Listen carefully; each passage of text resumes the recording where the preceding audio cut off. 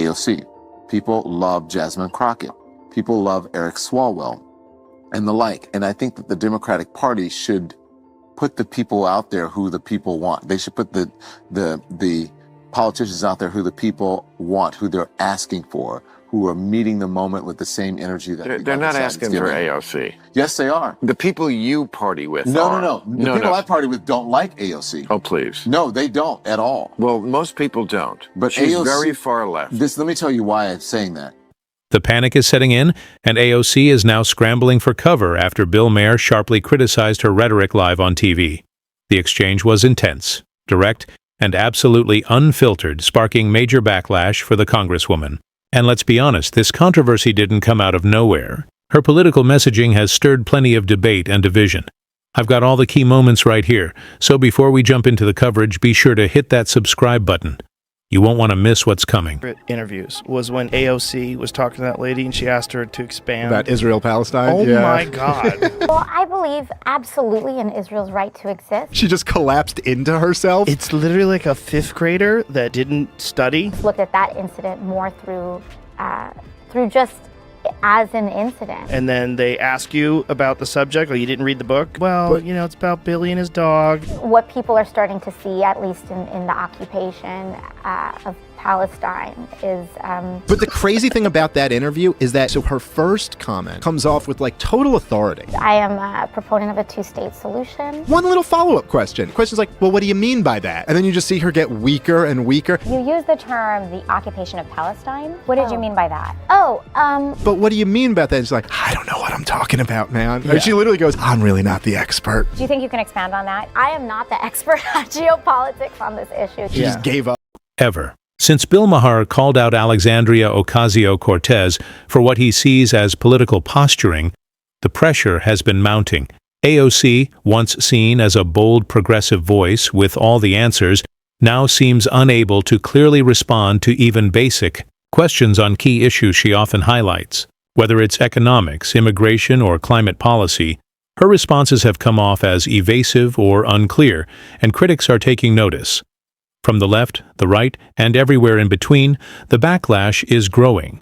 Even Joe Rogan has weighed in, agreeing with Maher's critique and comparing AOC to Kamala Harris, suggesting both are more about messaging than meaningful policy. What once looked like fearless conviction now feels more like political theater. And the more she talks, the more the public is beginning to question what's behind the image.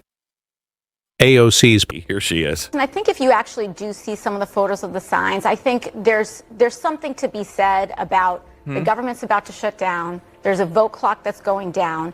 The exits that are normally open in that building were suddenly closed. Suddenly. So you pull the fire alarm? So what I'm here to say is that what I'm House here to say Administration and U.S. Capitol Police and Jamal Bowman are an active, and he's fully participating and saying there was a misunderstanding. But what I do think is... hold on. He's active and fully participating in saying that there was a misunderstanding? He was actively... That is not our language. No, he was... What language is that? She is delightfully stupid. I know people don't like her. I understand that. Right. But I just find her just wonderful. She's so dumb. His political brand is taking hits, and fast.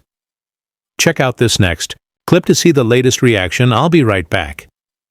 Next, voice 3. And that right there is panic in plain sight, rambling answers filled with buzzwords that don't add up. It's like watching a word salad in real time. If you've been following her closely, you'll recognize this as AOC's usual pattern. Whenever she's caught off guard or asked an unscripted question, the response often turns into a mix of jargon and vague talking points that leave even her supporters confused. She throws out terms like systemic injustice, intersectionality, and marginalized communities as if saying the right words is enough. But the substance behind them is often missing. And now, people are starting to notice. The theatrics aren't landing the way they used to. What once seemed like passionate conviction is being seen more and more as a social media-driven persona with little depth behind the policy, because he has called for the investigating and possible impeaching of members of the Supreme Court Here's what she said. I believe that we should be considering subpoenas. We should be considering investigations. There also must be impeachment on the table, and the Supreme Court has not been receiving the adequate oversight necessary in order to preserve their own legitimacy. Where in the Constitution do you find oversight? One branch is the watchdog of the other branch? I don't think so. That's not the way it works. A lot of people don't like AOC, but I really do love the earnestness of her stupidity. Like, there's something really charming about how hard she's trying. It's like watching your 14-year-old give a speech about something they don't really fully understand. It's like, it's kind of cute. It's adorable in a very, society-destroying sort of way. This is exactly what I've been saying for weeks, and now Bill Maher is boldly calling it out too. Alexandria Ocasio-Cortez isn't nearly as sharp or principled as much of the media makes her out to be.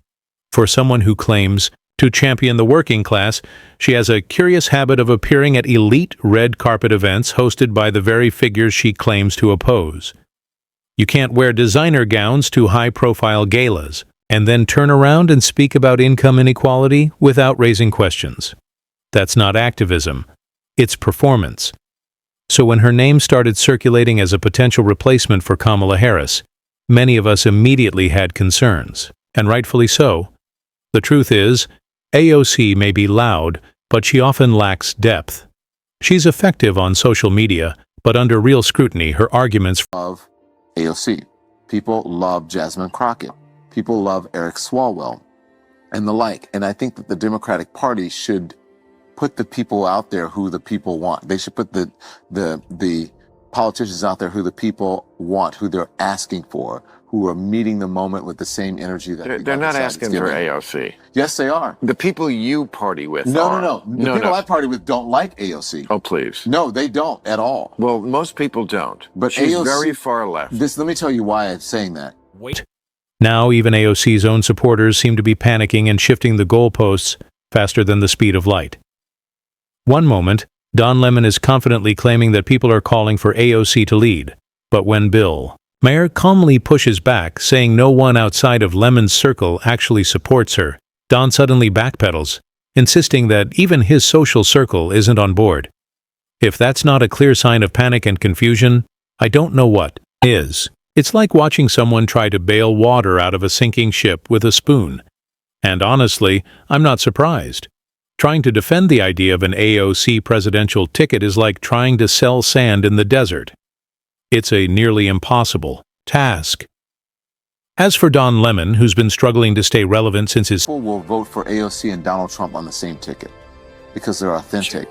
No, because they're authentic. I don't think that Don. I think you're wrong about that. What people like about people like Trump and Fetterman is because it's irrelevant to her life. But you don't know her life. I know that being a gorgeous woman who I wouldn't even know was Hispanic in a city that has 1 million Hispanics and does not treat them badly. But that doesn't mean she doesn't struggle. That doesn't mean that she was set down. It implies it. But that doesn't mean that she was set down in a Hispanic ghetto in the Bronx and had to deal with that growing up, and that she's come from a working class family. It implies that it implies that in some way she's behind the 8 ball because of that, and it's just not true. Don't be deceived. AOC may have some people convinced, but not Bill Maher. He sees through the carefully constructed narrative. Maher has publicly questioned the authenticity of her so-called working-class origin story, and he's not wrong to ask those questions. Despite the image she presents, AOC didn't grow up in the kind of poverty she often references. Her father was relatively well off, and she had access to opportunities and education that many struggling Americans never do. Then came the most baffling comparison of the night. Don Lemon trying to equate AOC's authenticity with Donald Trump's. Seriously? These two couldn't be more different. Say what you will about Trump, but his loud, unfiltered, and unapologetic persona, love it or hate it, feels real. AOC's version, in contrast, often comes across more like a branding effort. So I don't know if she's behind the 8 ball, but I don't think she's as privileged as many people who are in Congress right now. Is that privilege or not? She was a bartender. Yeah. You know, so I was So, look, I I was don't a agree with her delivery boy. policies, but I'm saying sometimes, Bill, you don't agree with Donald Trump's policies. No, but that's what the people want. Some of them. Whether you like her or not, I don't like what she did with Amazon in New York, but I think AOC she's a Democratic icon. Well, People she's love the her. wrong. If you think that's the direction the country, the Democratic. I'm not saying the policies that she espouses that's the direction, but I'm saying that you have to give the people who are out front speaking for the party, not the people who are. If you think she's evolving, yeah, she's evolving, and as we all are, and she is moving into right. She understands the game a little bit more, and if you notice, she is sort of becoming a sort of normal kind of Democrat in many ways. Yes. I think she's evolving. Okay, great. She's a very smart tactic. She's very smart. Let's get behind that. Sometimes it's genuinely hard to understand what point Don Lemon is trying to make. Is he really suggesting that the public should be handed any leader they demand, regardless of qualifications, competence, or consequences? By that logic, popularity alone would justify even the most reckless choices. That kind of thinking isn't just misguided, it's deeply concerning. And frankly, it reflects the larger issue within the current mindset of the Democratic Party. The constant urge to appease every opinion, no matter how extreme or misinformed, has led to a loss of principle. It's no longer about standing firm on values. It's about chasing approval. That's how you end up with party figures making alarming statements that appear to favor hostile actors over democratic allies like Israel. It's not leadership. It's confusion and political theater. Madam Ranking Member, here we are today. Republicans who have voted consistently against the Violence Against Women Act, who have taken away the right of all women to choose and have control over their own body, who, as women are bleeding out in parking lots across the country, standing there, allowing us to die, now want to pretend today that they care about women. And why? To open up gender and, yes, genital examinations into little girls in this country in the so-called name of attacking trans girls. And to that, today, what we have to say are two words: not today. Women's sports somehow equate to invasive policies targeting young athletes. That kind of reasoning isn't just misleading, it's intentionally inflammatory. AOC seems to be reaching for attention, trying to stay in the spotlight by making the most extreme claim possible. Let's be clear, no one is calling for anything outrageous or invasive. The discussion is about fairness and preserving the integrity of women's sports. It's not about targeting individuals or making anyone uncomfortable. Do we subject athletes to arbitrary checks to determine their gender? Of course not. That's not how sports classifications work, and AOC knows it. But instead of engaging in an honest debate, she chooses headlines over facts. Her remarks aren't grounded in genuine concern.